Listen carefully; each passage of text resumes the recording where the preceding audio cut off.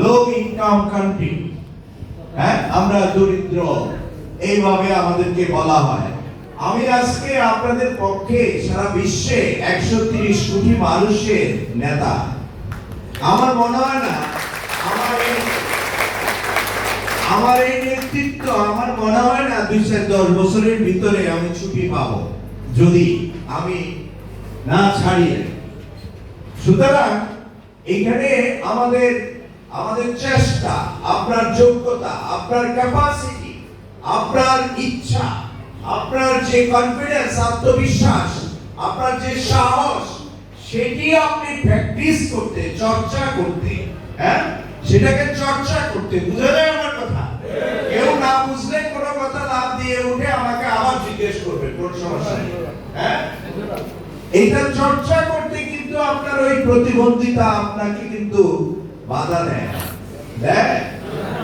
ধরে নেন যারা অপ্রতিবন্ধী ব্যক্তি, আমার পাশে বসা আছে যিনি এই অত্র উপজেলার অভিভাবক, যদি আমি বলি সরকারের প্রতিনিধি, উনি অপ্রতিবন্ধী ব্যক্তি। ধরে নেন পৃথিবীতে সব প্রতিবন্ধী মানুষরা খুবই স্বাবলম্বী, শিক্ষিত, উচ্চ শিক্ষিত, বিউটিফুল পিপল, হ্যাঁ আর যারা প্রতিবন্ধী নন তারা অবহেলিত। তাহলে সেটা কেমন হতো পৃথিবীতে? সেইটা কেমন হতো একটু চিন্তা করেন।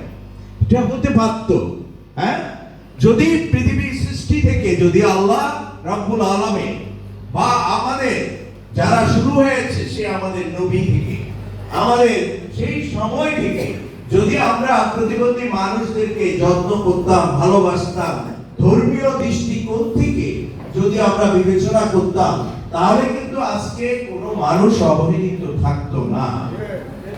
হ্যাঁ এটা আছে কেন?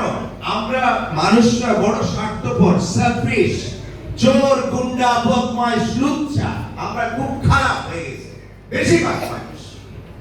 আমরা নিয়ম নীতি আমরা মানি না, এটার সংখ্যা বাড়ছে।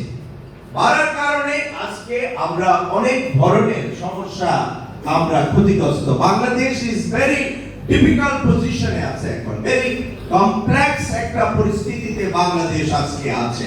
আপনারা এটা হয়তো বুঝতে পারেন না। Bangladesh is in very difficult position right now. এটিকে উদ্ধার করতে হলে আপনাদের নাগরিকদেরকে কিন্তু শক্ত হতে হবে, উদার হতে হবে, মানুষকে ভালোবাসতে হবে। আপনাদের ভিতরে প্রেমটাকে, আপনাদের ভিতরে যে প্রেম আছে, আবেগ আছে, ভালোবাসা আছে, মানবতা বোধ আছে, সেটিকে আপনাদের জাগ্রত করতে হবে।